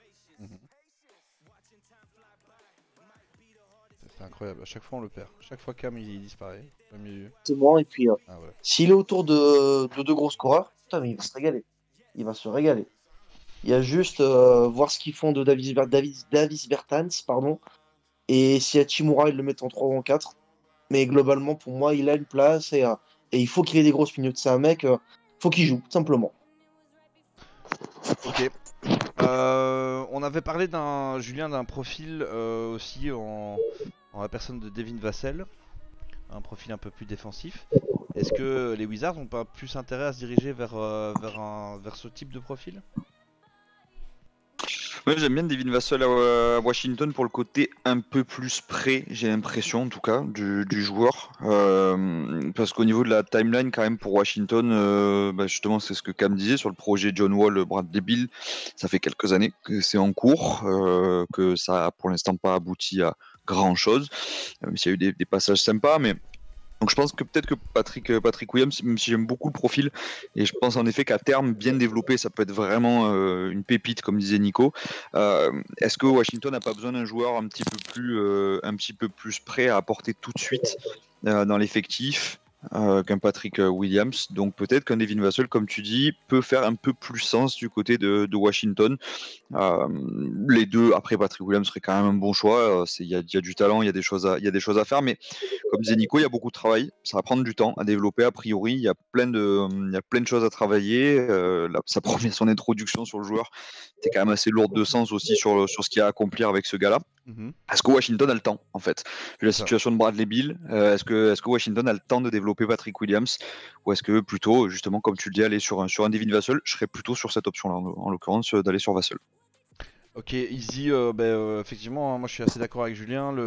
Par rapport au timing, on sent que c'est la dernière chance, la dernière saison, la dernière chance pour le duo Wall et Bill. Du coup, est-ce que tu piques exactement comme Nico d'envergure ou est-ce que tu pars sur autre chose? Je serais parti sur Vassell, mais en fait, c'est assez intéressant, je trouve, ce pic, parce que j'ai l'impression que, bon, donc entre Vassell et Patrick Williams, tu te dis, ça va te montrer ce que veut Washington, quoi. Est-ce qu'ils vont tout lourder pour repartir sur un nouveau cycle, ou est-ce qu'ils vont essayer de... Parce que finalement, Vassell, quand on grossit les traits, ça peut être leur autoporteur de 2021, quoi, finalement. En troisième option, voilà, il prend ses shoots. Il les prend bien d'ailleurs. Et moi, il m'intéresse plus dans ce profil-là. Après, peut-être que je me plante totalement et c'est pas exclu. Mais je serais plus sur Vassell. Après, même si le potentiel Grinta et défensif de Williams a l'air plus impressionnant, j'irais plus sur le profil. Allez, on tente une dernière fois avec John Wall et Bradley Beal et donc un mec comme Vassell à côté. Ouais, c'est vrai que ça serait intéressant de voir un petit peu ce qu'ils vont piquer et en fonction, ça pourrait donner quelques petits indices sur la confiance qu'ils ont dans leur duo Bill Wall. En tout cas, ce serait intéressant de suivre le pic de Washington pour la suite. Dernier pic qu'on va analyser, c'est celui de Phoenix en 10. On t'écoute, Nico. Et donc là, c'est le joueur, à mon avis, que vous connaissez le mieux. Donc là, j'ai choisi Killian Hayes. Ah. Alors, du coup, Killian Hayes and Sons, pourquoi? Pour avoir entre guillemets, une rotation, une sorte de passation de pouvoir avec Rubio et avoir quelqu'un qui est capable de dynamiter en sortie de banc. C'est un gaucher, meneur de jeu, formé à Cholet. Il est à 1m96. Il était à Ulm, en Allemagne, cette année. Un physique très intéressant, que ce soit la taille ou le gabarit. D'ailleurs, il a beaucoup évolué en un an physiquement. Et c'est ce qui lui a permis aussi de monter dans les mocks.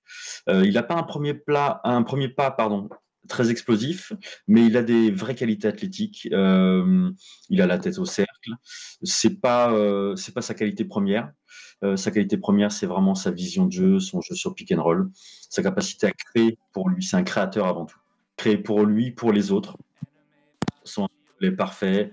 Se frayer un chemin vers le cercle. Dans le championnat allemand, il n'y avait aucun souci. La lecture. Par contre, on revient dans des hicks qui sont le cas pour pas mal de ces meneurs dans les 10 premiers choix. Le jeu sans ballon, il est à développer. En termes de tir, c'est peut-être celui qui est le plus évolué sur le step back, step side, tout ça. Il crée l'espace suffisant pour pouvoir tirer sur des situations de 1 contre 1. Il sait faire. Défensivement, pour l'instant, on ne l'a pas vu être vraiment motivé par ça. Donc, c'est pas naturel, on va dire, chez lui. Maintenant, ce qui est naturel chez lui, c'est les interceptions. Il a des mains très actives. On le sent volontaire dans ce cadre de travail-là, vouloir piquer la balle. Par contre, si c'est défendre sur du drive, là, c'est pas l'assurance de risque. Mentalement, papa américain qui était pro en France, depuis qu'il est né, son seul objectif, c'était de devenir un bon joueur en NBA, pas seulement d'être drafté. Donc, il est armé physiquement, mentalement, techniquement pour réussir en NBA. Ok, Julien, pour toi, Phoenix, c'est le bon spot pour Kylian? J'aime bien, je suis partagé entre Patrick Williams pour étoffer un petit peu sur le poste 3-4 du coup, aux côtés de Ayton notamment, avec donc un peu plus de temps pour développer à Phoenix. Booker a priori ça n'a pas demandé à partir cet été, surtout qu'il sort d'une bonne bulle à Orlando, donc il y a eu quelques petites promesses qui ont été faites là par ce roster là, donc il y a un petit peu plus de temps, donc pourquoi pas Patrick Williams, mais sinon Kylian Hayes clairement intéressant pour Phoenix s'il descend jusque là.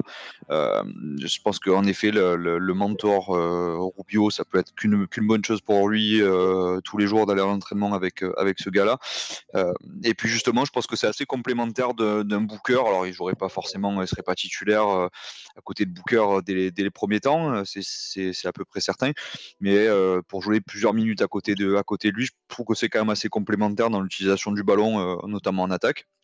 Défensivement, c'est vrai que ça pose un peu plus de questions, mais finalement, comme pas mal de joueurs dans cette draft, et puis Phoenix a quand même des besoins aussi de ce côté-là, comme pas mal de franchises de bas de tableau.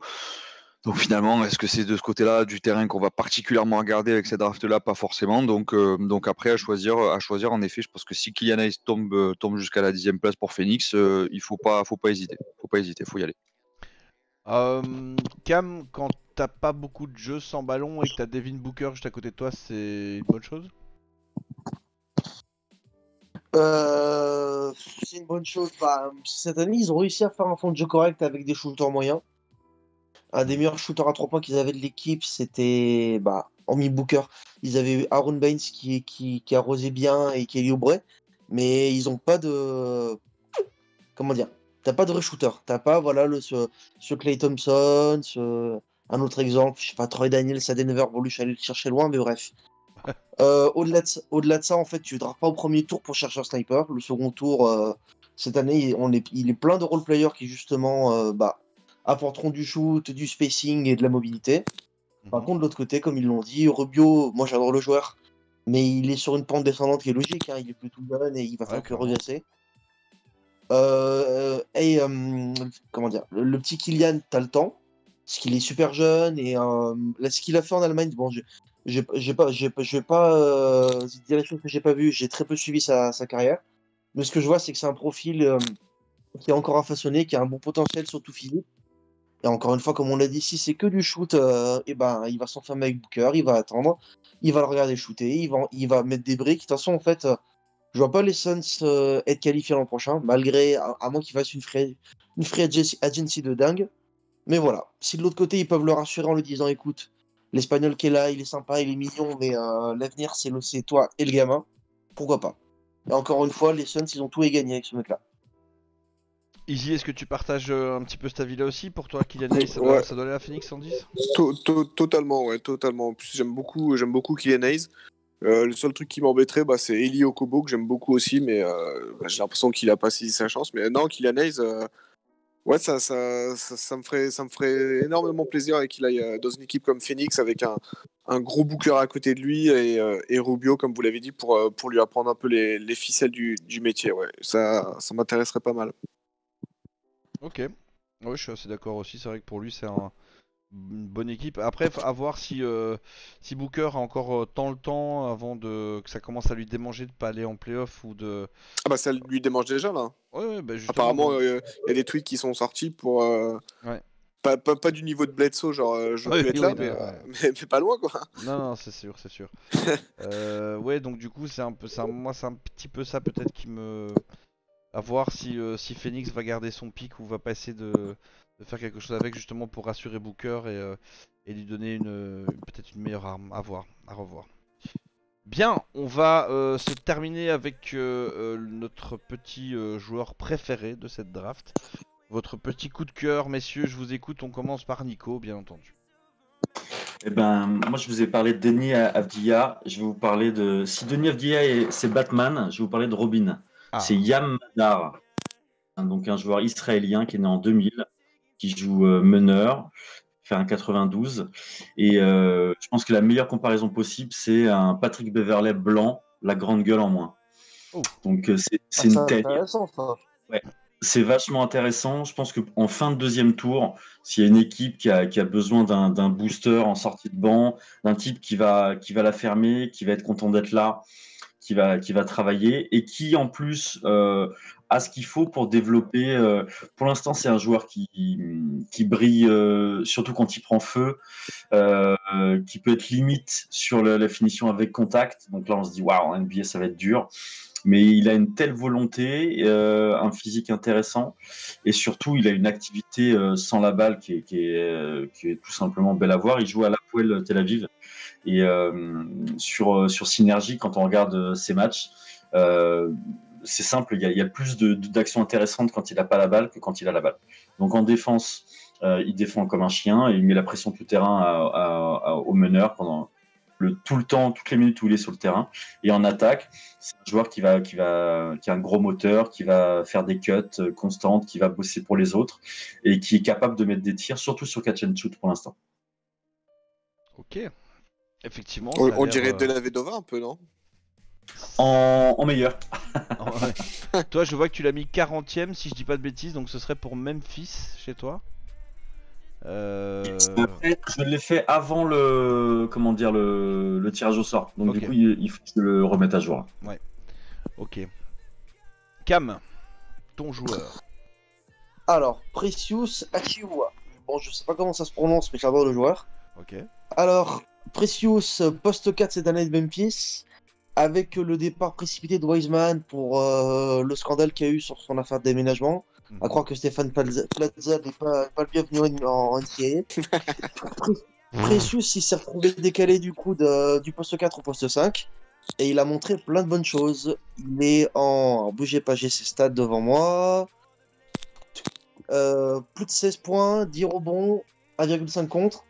Ça va, c'est décent. C'est du Bam Adebayo, c'est du. Enfin, 4 qui peut switcher partout. Énorme haut du corps, des bras et des épaules immenses. Grosse énergie. Que ce soit en sortie de banc ou en titulaire, il a eu un des plus gros temps de jeu de cette fac-là. C'est un joueur qui s'arrache beaucoup.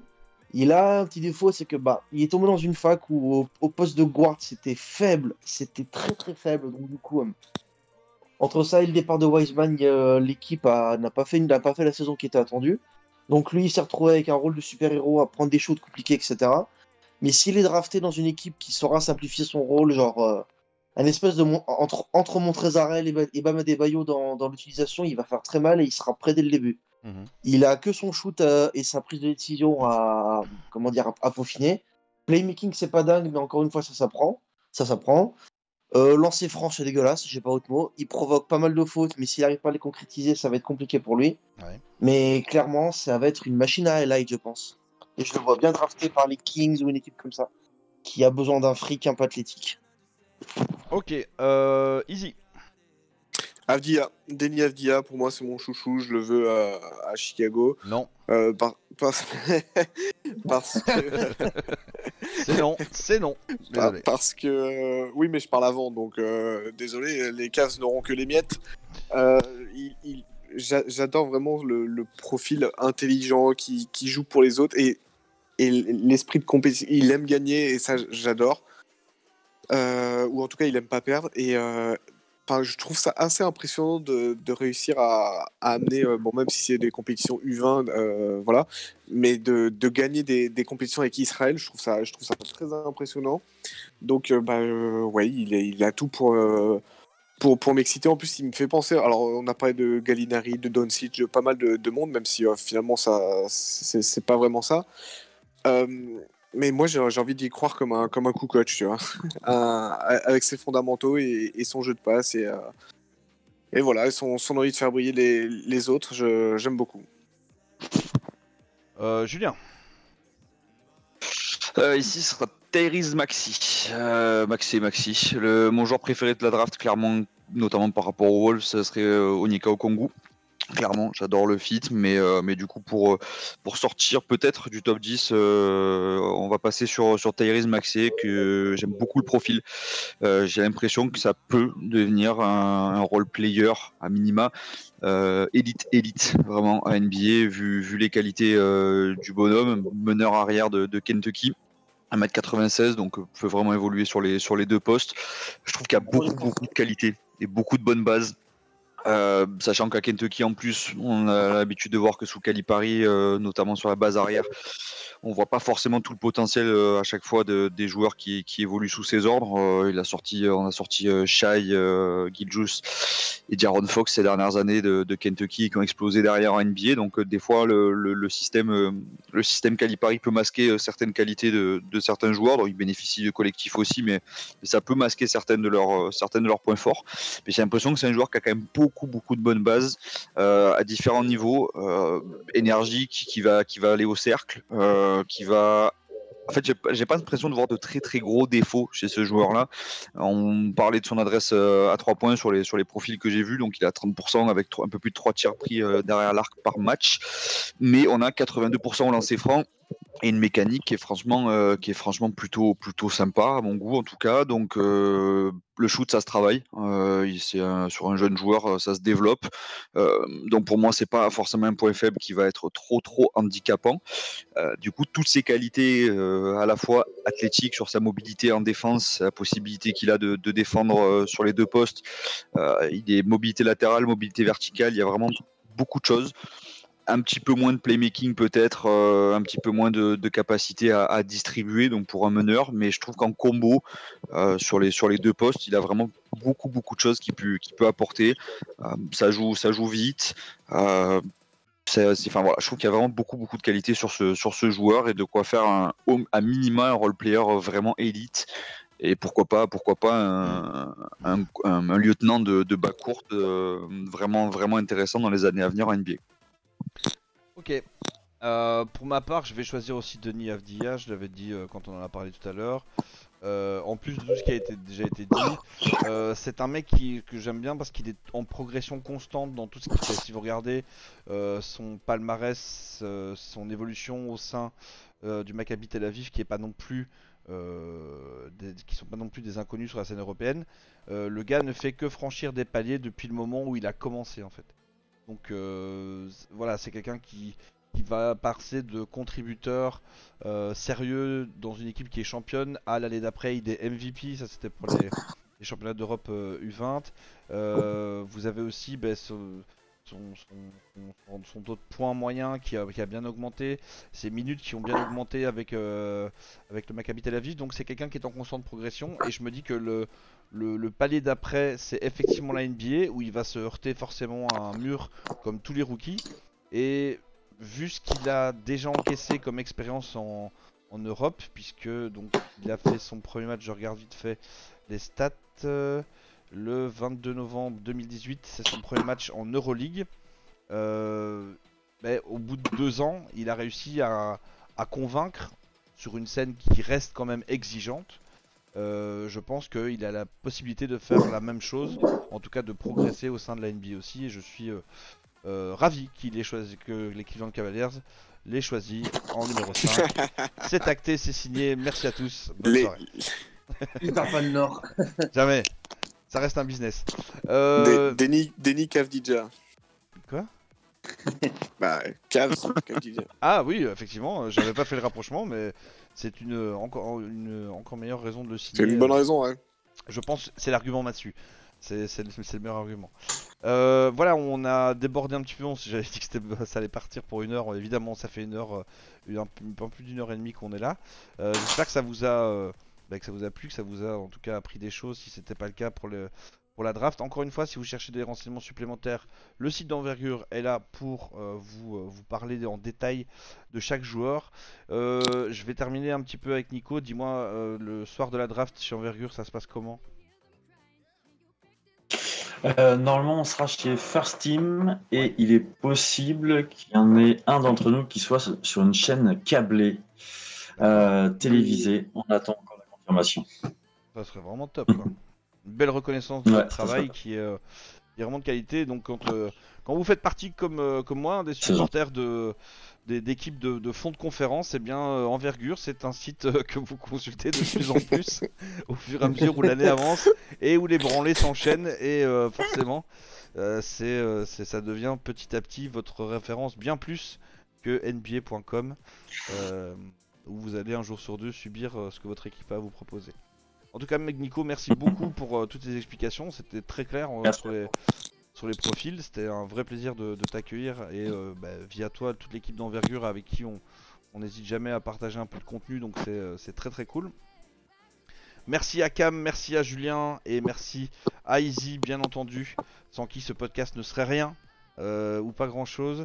On vous souhaite une bonne soirée ou une bonne journée. Et puis on se retrouve le 18 novembre. Et puis il faudra enchaîner très très vite, puisqu'a priori on va ouvrir le marché des agents libres 3 jours plus tard, et finalement la saison sera assez vite. Là on espère que ce sera une draft qui va produire des joueurs de qualité pour pouvoir égayer nos prochaines soirées lors des prochaines années. Voilà, merci à tous et à bientôt, ciao. Merci, bye. Salut.